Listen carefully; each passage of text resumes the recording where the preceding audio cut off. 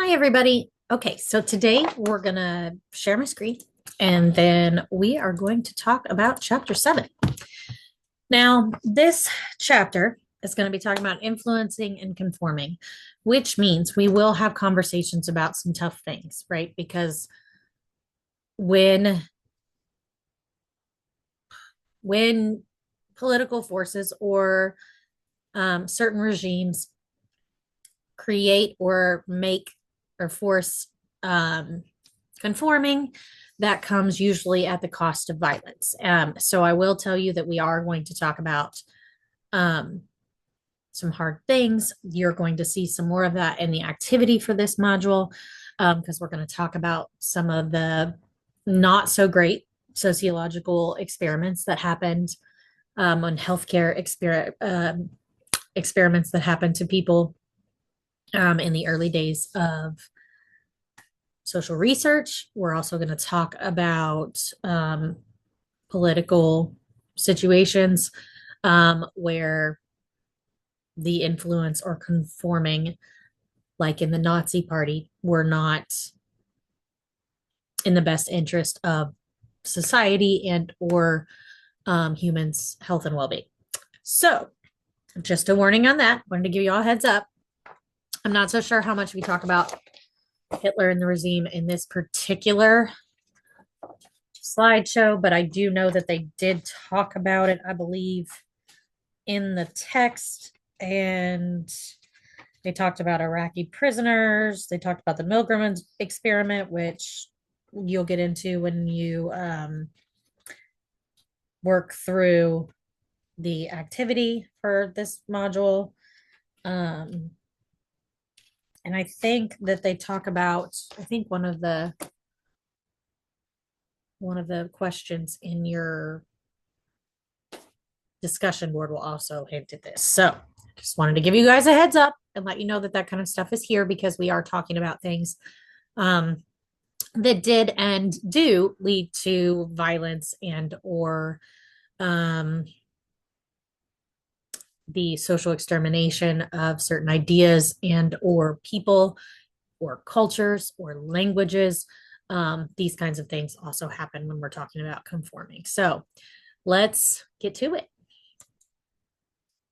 All right. So this module again dives into social influence. It talks about conformity. It talks about external pressures that can impact how we behave, our thoughts, our actions. We're going to talk a little bit about group dynamics, though I do think that we talk about that more in another chapter. Um, but all of these um, situations impact, again, societal norms and personal beliefs. So we're going to talk about how that works. Okay, there's several different forms of conformity, and we're going to talk about three here in this one, and then we're going to talk about, I think there's another one later on in the chapter. Normative conformity, and I give you the definition here. But so this is going to be like I have a picture here of a sports event, right? So everybody's wearing the same colors. I think it's a Mizzou. Yeah. So everybody's wearing their yellows, and they're all rooting for Mizzou's, I think, football team in this picture, maybe soccer. I'm not sure. But everybody's also participating in waving their hands. I'm guessing they're trying to offset a field goal attempt if I had to guess. But these behaviors, right, have been coordinated by this group. So several people decided that this was the thing we were going to do during the field goal or during whatever situation they're in. They started doing this thing, and to conform to that norm, to the other students, wore their Mizzou gear, wore their t-shirts, their yellow t-shirts, right? And they all started waving their hands with the other students. Basically, this is when something is in style or is popular to do, or there's a social norm to do it. and you're conforming to this particular norm, right? That's what this is. So you're going to think about, like, I have just a few on here about like following regular traffic laws or music taste or fashion. This is also where you're going to get into peer pressure when you're younger, right? So, hey, you wore these shoes and these shoes are not acceptable in this particular situation, or they're so outdated, or what have you, as young people do. Sometimes older people do too. Um, and so that created that peer pressure for that person to change shoes to fit more of the normative idea of what that standard was, right? Now, that doesn't mean that necessarily the norm that they're conforming to is something that fits their personality or even fits um, their idea of what self is. It just means that in this particular moment or in this particular context, they are going to conform to that normative for a number of reasons, right? Anytime we conform, we're conforming for um, it could be for safety, it could be to fit in, it could be to avoid negative emotions or consequences. Um, it can be to avoid, again, I mean, safety is a big one, but it can be to avoid those, to avoid violence, to avoid feelings of negative about self. There's a variety of reasons, right? We can form in any type of group situation, and we're going to talk about that a little more, especially when we talk about the Milgram experiment. You're going to see that a lot in those conversations in those videos. All right, so you also have automatic conformity. This occurs whether you're even necessarily paying attention to it. It's just something you do, right? So like you're sitting there and you're watching a funny movie with your best friend and something comes on and they start laughing and you're laughing too, and like you get into that giggle laughter and you don't even remember why you guys were laughing in the first place, right? Like that's that kind of automatic conformity. It's not necessarily a bad thing or a good thing. It's just this is what happened, right? Somebody yawned and I yawned too, dang it. Like this is yeah, this is those automatic responses, right? And again, they're driven by a desire for acceptance or desire to fit in, but at the same time, they kind of just happen, right? All right. And then you have your informal conformity. This is when you change your opinions or behaviors based on um, what you believe to be new and more accurate information. So these are going to be things where you change your opinion based on a report, like a news article or a news broadcast, or scientists, new scientific discoveries, or your doctors talking to you about something, or lawyers, or you're sitting in this class to learn about this, right? You're conforming to the ideas of social psychology, not because necessarily they have a negative or positive impact on yourself, but because you're taking this class to learn them, right? And it, and usually this includes some kind of social comparison, right? So you're going to compare this idea of how you thought social psychology worked to however you're whatever you're learning in by reading the text or watching these lectures or what have you, right? And you're comparing those two things and saying, okay, well, if the teacher and the text and the this and the this all say these things, then maybe I should, conform my ideas to what social psychology actually is. That's it. It's basic. Again, this is more of a private acceptance. So this is something you're going to do on your own time. Um, you're going to get this information, you're going to process it, and then you're going to it's kind of like when you change your attitudes, um, by doing the thinking. Okay, so when you're doing that, you're changing your attitudes, you're technically doing an informational conformity, right? And that's just because you're getting new information, you're processing it, and then that's conforming to the new ideas you had. And sometimes it's, I don't really have an opinion on this, and then I get this information, and so now I do, right? You're still conforming, and that's not necessarily a bad thing. Um, but it means that you're changing whatever idea or opinion or behavior that you had to something else. All right. So We're going to do a couple things in this chat or in this particular module, right? We're learning to identify the different ways we conform, which we just talked about. We're analyzing situational and personal factors that influence how we conform, and we're evaluating the implications of what social conformity does to a society, to a people, to other groups of people, etc. All right, so understanding majority influence. So we're going to talk about minority influence and majority influence. We're going to talk about majority influence first. I give you the definition to majority influence, but basically it's just, hey, overwhelmingly people believe this idea, right? So, for example, a minority belief is that you should um, shake someone's hand when you meet them in a professional context. Okay. That's the majority of people in our particular society, in our particular culture, think that you should shake somebody's hand when you go into and say an interview or you go into some kind of professional networking situation, right? This doesn't necessarily mean that it's right or wrong. It means that the majority of people are going to do that and that creates kind of that social norm, right? It can have you can think about this in a number of ways, but that's a very personal example, right, of something that one person would do when they get away into a social interaction with one other person or a group of other people. But you can also talk about the majority in the sense of ideas, right? So you can talk about the majority in the sense of the majority of the United States, right, and its citizens believe that, and we'll go back to the same idea because it's a little less controversial than some of the other ones that I'm thinking about.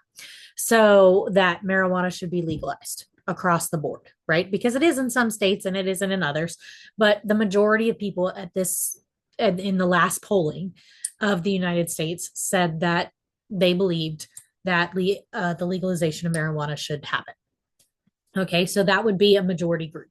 This group that thinks this way or that agrees with that thing now becomes that majority, right? But you also see majority in things like identity based things. You'll see a majority group based on some kind of membership to something, say religious affiliation. You'll see majority groups in um, racial context. You'll see majority group in language that they speak, in education that they obtain, right? So the majority of the United States will end up having at least a high school education. Is that everybody? No. But the majority of adults 19 and over have a high school education or a GED equivalent. Okay. And that majority then impacts maybe how we see education. So if something comes up and somebody pushes that we should only have public education or only have education through the sixth grade, right? Well, the majority of the United States, it might push back on that because the majority of people are educated through at least the 12th grade, right? And that one person that's or one little group may be the minority in saying that, well, we only went to sixth grade and we're fine and we have work and et cetera, et cetera, et cetera. So you can see how these minority versus majority groups can then impact how one perceives a certain topic. Okay.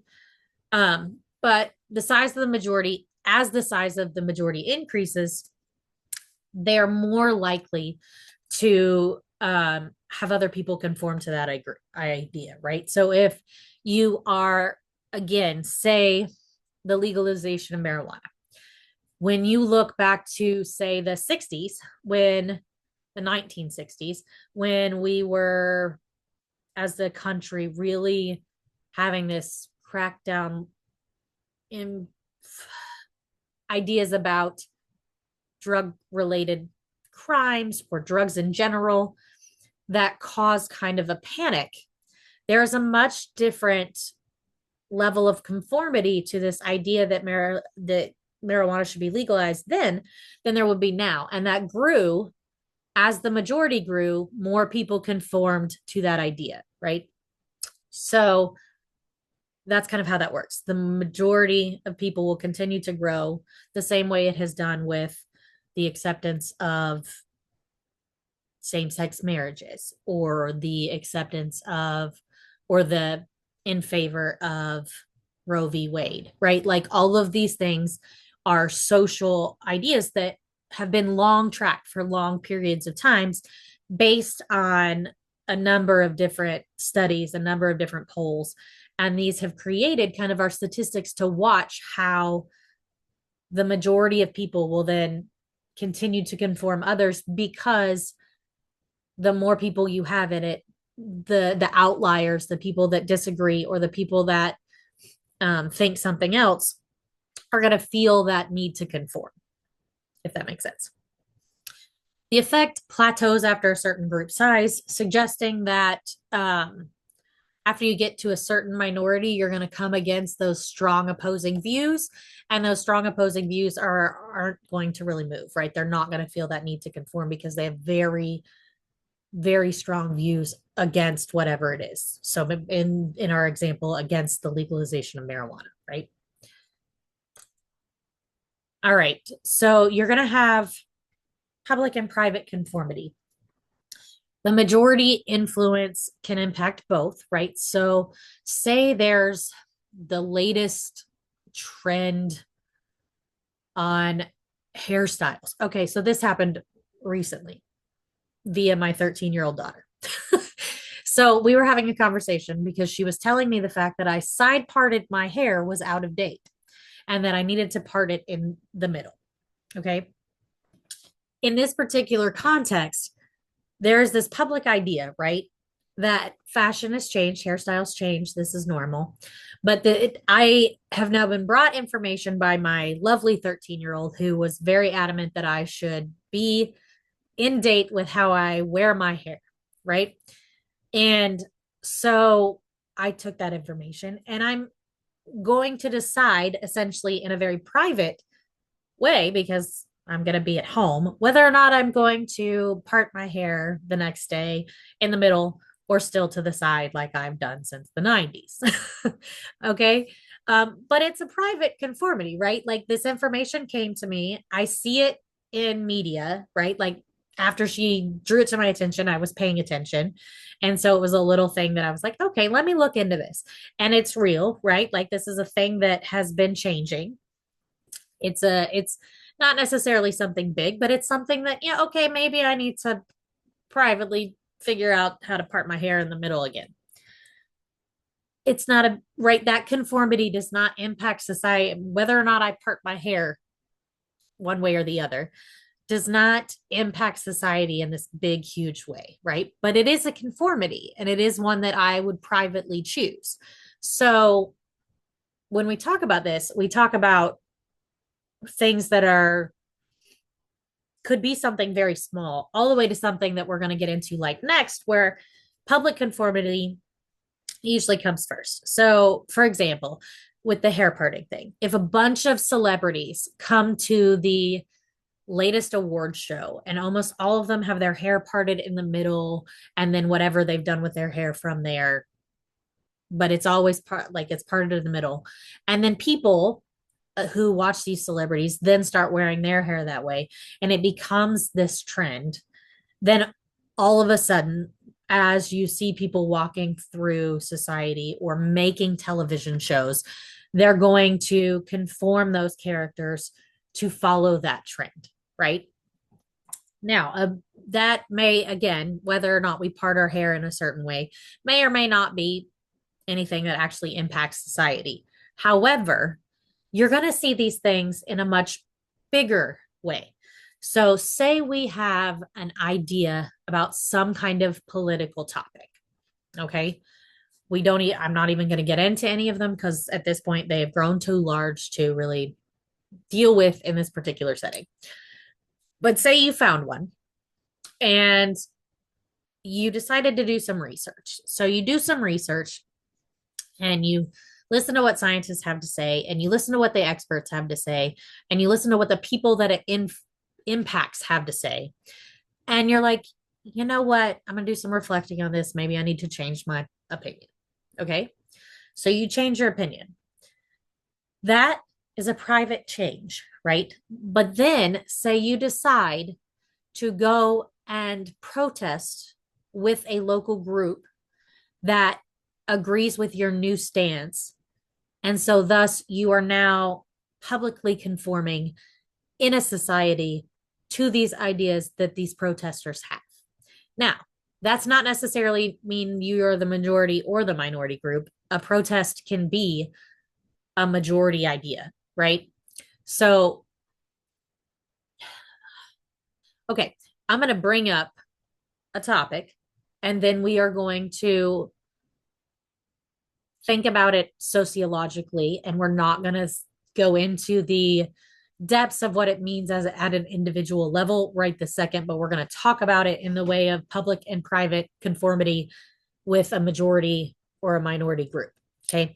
So we were just talking about how a majority group could still be the people protesting, right? So, for example, when we, after in 2016, after Donald Trump was voted into office, he lost the popular election, but won the office due to the electoral college um, situation. If you have questions about either of those things, please come talk to me and I will explain them. But I'm not going to explain the electoral college in this particular video. After that, there was a large group of women who really didn't like the idea of someone who had multiple accusations over a large course of time all the way back to the 80s of sexual assault and sexual violence against women. Okay. And they did not agree with that person being able to hold this office. And so they started a women's march. This women's march ended up being thousands upon thousands upon thousands of people. Okay. And it ended up taking hold in not just this country, but also other countries. So as you're seeing this majority idea that, wait a minute, the majority of women are not okay with somebody having this kind of a record of assault, being in an office with political power to make decisions that could impact them. Okay. So that was this majority group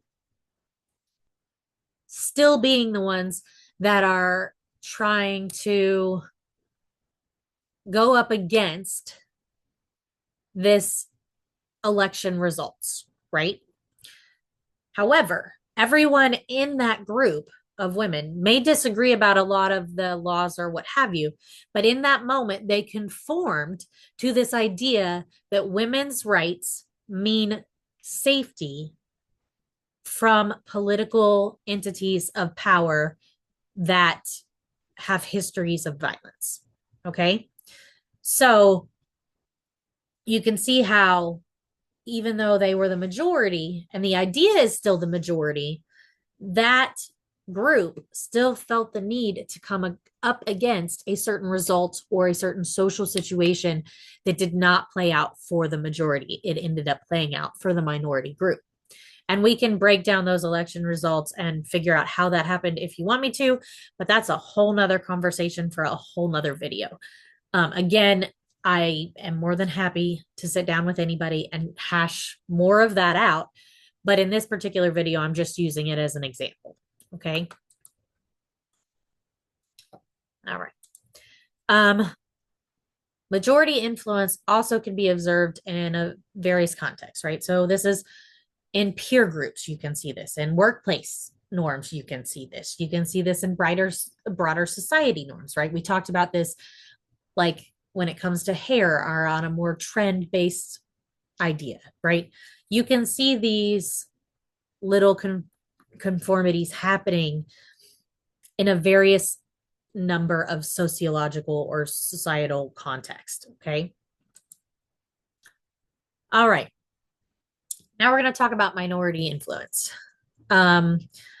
So this is when a smaller group of individuals can impact a largely impact a social surrounding, or say a few group of people can impact like a school. Okay, for example, you have the movie Mean Girls, which, if you haven't seen it, is a movie that's actually probably a little old now.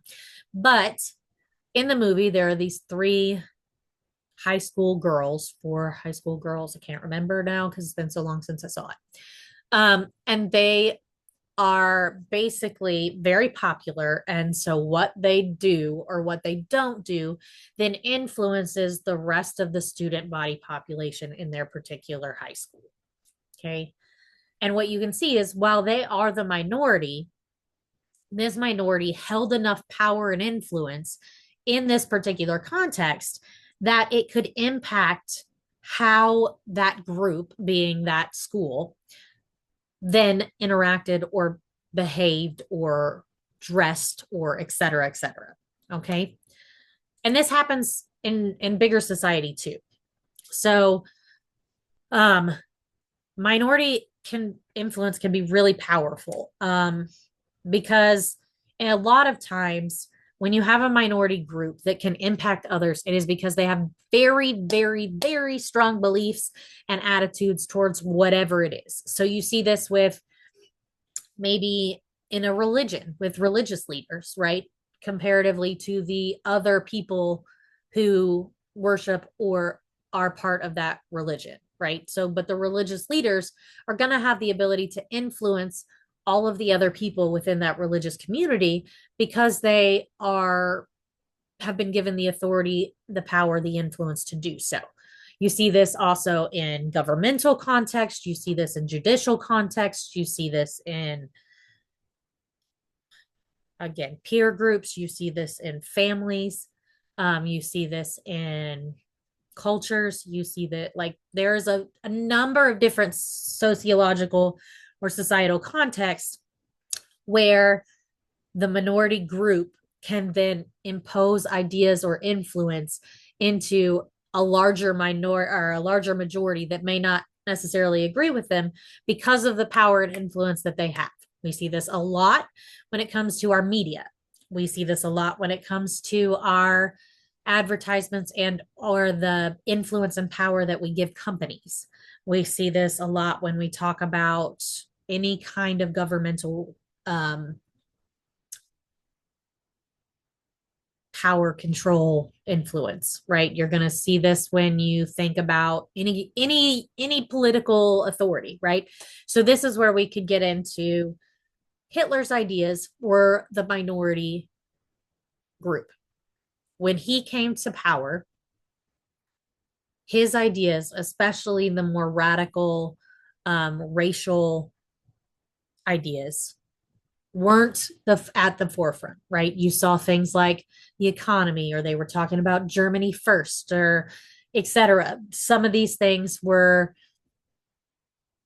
part of his way to get power and influence and then conformed people to these racial and otherwise ideas because they already had strong attitudes and beliefs about something else that that person has said, or put strong powerful beliefs into said influencer. Or and you see this, you can see this in other contexts. I'll explain that in a minute. But because of the influence and power that this minority group had, they were allowed is a wrong word. They ended up being able to commit violent atrocities against people because of the amount of influence and power that this minority group had coalesced. Okay. And they caused a situation in their society in Germany and outward in a more broad worldly society that had to then fight wars, two of them, over these ideas. Okay. The same can be said pretty much about any war that has been done in the history of the world, is that there was usually a minority group that had ideas. Those ideas ended up being violent. That violence was then met with other violence or another strong-willed impact idea set, and that clash ended up being very, very violent. Okay. You can also see this in the context of something like social media. So, say you have a social media influencer, right? And said social media influencer decides that eating decides the world's flat. We'll go with this one. And yes, there's a lot of different ways I could talk about this. We're going to talk about this one because it seems to be a little less controversial than some of the other examples I could give you. But say this particular influencer is really, really strong and powerful within a certain group, maybe an age range, maybe a group of people that are very prevalent on this particular social media platform, whatever it is, this particular influencer has already proven himself to be a power and authority because he has millions and millions of followers. Okay. And then he comes out and says, you know what? I've done the research, whether or not he has, and the earth is flat. If you go far enough over, you're just going to fall over an edge. And he, with his limited minority idea, has the influence and power to change people's minds to make those ideas grow. And then you have a larger group of people now believing that the earth is flat. This is an inaccurate statement. However, I'm not going to get into that right now. But you also can see the minority groups or have influence in positive ways. Okay. So the civil rights movement. At the beginning of the civil rights movement, especially when you started seeing people not giving up their seats on the bus or people wanting equal chances and opportunities or people being able to use the same bathrooms or whatever it is, at the beginning of the social movement, there they were the minority group. They were the minority idea set. And largely that has to do with the fact that Black people in our society were also the minority. However, even amongst white people, these ideas were the minority. But there was a group of very powerful and influential speakers: Malcolm X, uh, Bayard Rustin. That led to MLK, right? So you have Rosa Parks. I mean, there's a group of people that became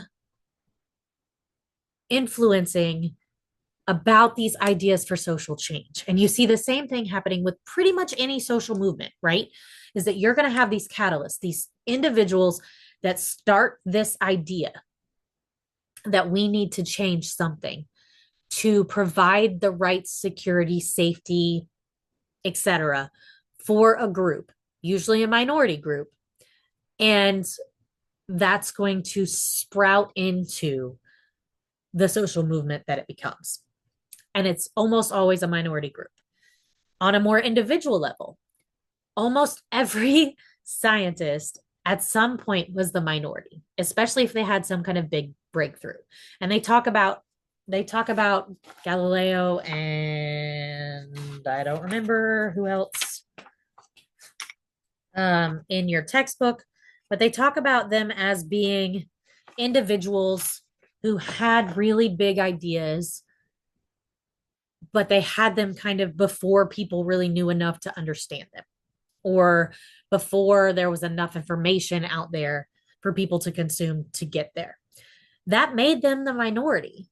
But those scientists and the data they collected and the theories that they had then influenced further scientists, further educators, and people who then created the social norm that it says, hey, no, look, you can follow the science all the way back to this person who originally said it, who was a minority group.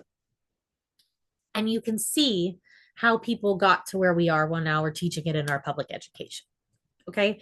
And that's how you're going to see kind of how even in at an individual level, it can impact society at a certain point, especially when you talk about scientific research, law changes, movements, et cetera, right? You're going to see how that minority group can then impact social change. Now, it works the other way too. So make sure that when you're thinking about minority groups and who we have given influence and power, we are critically examining why they have it and how they were using it. That is very important, both as a sociologist and young educators, but also, or not even educators, educated humans, but also as people in any workplace, as citizens in any country. You want to be able to critically reflect on those who are in power and what influence we give those people. All right. Um, so this is talking about one of the examples from the book, but I think we covered it pretty well. Um, again, you're gonna want to talk about the fact that there's public and private acceptance when it comes to minority groups as well, right? So when it comes to a social movement, you might think, hey, wait a minute, I'm going to look at this and I'm going to take it in and I'm going to figure out where I stand on it. But I'm going to do that in a private setting. On the same influence, you might have that minority group or influencer that you go to see somebody speak and they speak and it clicks, right? And then you have this group of public group that you're watching all kind of click and be compliant together. Now, you're also going to see that sometimes this happens in a group context in like a social experiment, or say another really negative example is say when violence is being done to someone in the streets and you have a group around you where nobody's interacting or trying to stop the violence because everybody is trying to keep themselves safe or watch for somebody else to start interacting. And that has created this situation where now you have an entire group that have observed this violence and not stopped it, right? So, a reminder that compliance can be good and compliance can be bad. This is something that we'll talk about more as this course progresses. All right. So, there's situational factors. Key factors will include the size of the majority group or the size of the minority group for that matter. It will talk about how unanimous people are in their idea set. So if you have very strong beliefs about something, but it's only a few people that have them, say you have 30% of the population of any given group has very, very, very negative feelings about a certain thing or a certain person. But 70% of them are like, well, I don't have this negative thing. They're the majority, but they may not feel as strong as this negative, which allows that negative like mindset or that group to be able to persuade or influence or conform them to their ideas because they are so strong in them. And there's so much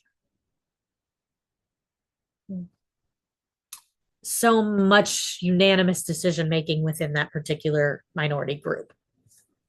Um, you're also going to see the importance play out, right? So, how important somebody feels about any particular thing will impact whether or not they're going to conform to it, right? When it came down to it, I didn't really care whether my hair was parted in the middle or on the side to begin with. So, when my daughter was like, please part it in the middle, I was like, okay, sure. That's partly because that particular conformity didn't have any negative impact on myself or my idea of society or anything that I could really like latch onto in a negative way. So why not? If this is something she wants to share with me and teach me, I'm fine with it. Um, but on the flip side, if somebody came into me and said, I don't want you to be an inclusive space for your students, you now have to isolate these particular group of students. I'm going to tell them no. And I'm going to be very, very, very, very adamant that that doesn't happen because I have much, much stronger importance on the idea of an inclusive classroom than I do about where I part my hair, right? These things how hold a different level of importance to me. All right, let me make sure I got everything. And then you also have high stakes situations, right? So there's going to be situations in life where you're going to have to make a call that may impact you in a way of safety, in a way of really your emotional response, in the way of situations you could have never thought you were in, right? A trauma situation that you wouldn't have even had to think about, right? You may not have an idea of how you would handle a plane crash because that's not something you've ever been a part of. Now, if the plane you're in crashes, all of a sudden you're going to have a real high stakes situation of how you want to handle this, right? Because now this has happened to me and I have to figure out how to survive. I have to figure out how to do. Am I going to conform to this other little group of survivors and we're going to all stick together? Or are we going to fight this out? Like, how are we going to handle this very high stakes situation? And I know that's an extreme, but again, when you're talking about high stakes situations, you're talking about a lot of more extremes. All right. So we talked about this a little bit already, but majority size impacts in particular ways. You're going to have your initial observation, which is really just, hey, I've seen this, I've seen what they're asking, and there's this pressure to conform, right? This peer pressure type idea, right?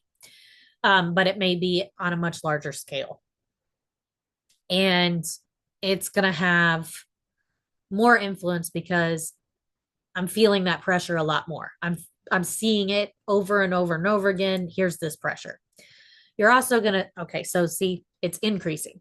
And research shows that the size of the majority again will impact how many people conform because at some point you're going to hit that plateau and you're going to hit against that strongly the strong opinions from the other side of whatever this particular situation is. And then again, that point of diminishing returns. All right. So the impact of unanimous, right? Unanimity. You want large groups to have the same opinion. And the more like those opinions are, the stronger they become or the harder they become to change. Um, you have when all members of a group express the same opinion, it creates that strong social norm that individuals feels compelled to follow. This occurs because a lot of people foster the same sense of social validation, the same idea, the same um, social pressure to create and keep that idea. Um, Studies show that participants encounter when they encounter this unanimous group, this that is the majority, they're more likely to conform to that group than they are to have a dissenting opinion.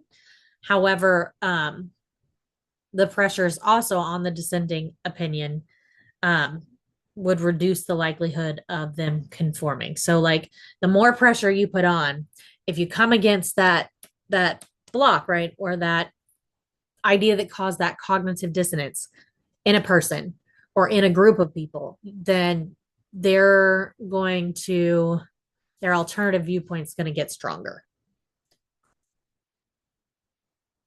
Um, Group members are more likely to challenge majority opinions when they perceive that their own beliefs um, align with the dissenting views. So, right, if it doesn't, if it challenges something that is a core belief, even if it is the majority, it's going to foster that reduction in conformity and that critical thinking, right? We want people to critically think when we're coming up against that ideas that keep people safe or that include people or et cetera, et cetera. All right.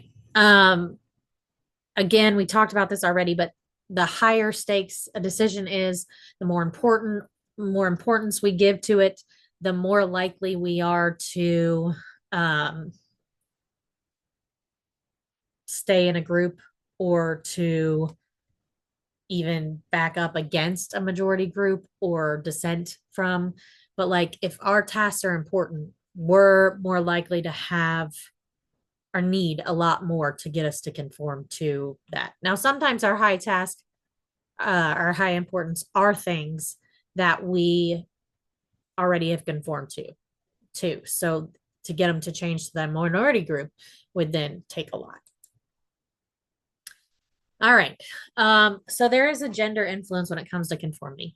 Research shows that due to how we train women socially, learn young girls to be more conforming and to be more, um, as part of their gender roles, to accommodate or appease or caretake or to, um, be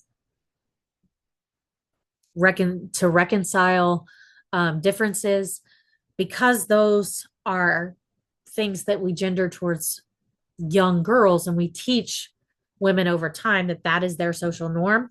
We see that that also influences, they're more likely to conform. And that happens again because society has taught them, whether it be in education, whether it be in social groups, whether it be in family settings, whether it be in religious settings, across the board, currently in our culture, we have trained women to play a more conforming role. We have trained men to have more independence and more ability to push back or be resistant to that. Now, as society continues to develop, and or if you look at other cultures, that can change. It just depends on the culture. Currently in the US, in this particular Western society, in a patriarchal system, women are taught to conform more. You're also going to see, again, that cultural, influence. You're going to see that cultures that are based on individualistic ideologies are going to be less likely to conform to groups than maybe, cultures that are, part of group dynamics. Because if you're trying to keep group cohesion, you're more likely to conform to the group than you are if you were trying to, stay to oneself or keep that individualistic idea. All right. So again, we're talking about this reactance, this motivation based on a feeling of loss of a right or loss of control. And it highlights this idea that we are and we desire personal autonomy. And we also desire the ability to have rights over our own bodies, our own, um, ability to have our basic needs met, et cetera, right? So these things are then going to continue to pop up as more likely to be resistant when individuals feel like they're backed up against a loss of rights. All right. So again, just recognizing that conformity allows individuals to, see how their personal behaviors and pressures exerted in social context, right? So as we look from a psychological perspective, we're going to think about how conforming to any certain idea or attitude then impacts us as a person, our idea of self, and or how we interact with others, right? Because sometimes conforming means I'm going to conform for my safety, but that's not going to do me any kind of justice to who I am as a human, right? So we're going to talk about how that has psychological impacts. All right. So this is just kind of, again, um, reviewing real quick. We have different types of conformity. Informational conformity, again, is that, hey, I got new information, and that new information allows me to conform to a different idea. Hey, I'm sitting in a classroom, learn about social psychology. So that social psychology idea is now more set in stone in my brain. You have normative conformity. Again, this is where you're conforming to some kind of social norm. Both types can be public or private. And then you also have like what influences whether or not we conform. And we talked about the size of the group, the amount of power somebody has, the more cohesive the ideas are within a group, and the perceived importance of said idea or task or behavior, etc. And then the role of social power. So power is going to play a critical role in shaping whether or not someone conforms. The more political or social power an individual has, the more likely they are to be able to influence others to whatever it is that they think, feel, or are trying to put out there. All right. So again, there's a lot in that. You're going to see how that plays out in a number of ways. And I want to make sure that you guys have a good reference point for this, because as you go into more social or psychology or sociology courses, you're going to want to kind of have a frame for this, because we're going to talk about, some of those social norms and how they formed. And it's generally going to come back to this conforming idea, right? So if you have any questions, or if you just want to talk about any of these topics more, please don't hesitate to reach out, and I can set up a Zoom, or we can just talk it through. Okay. All right. Please have a good week, and I will talk to you next time.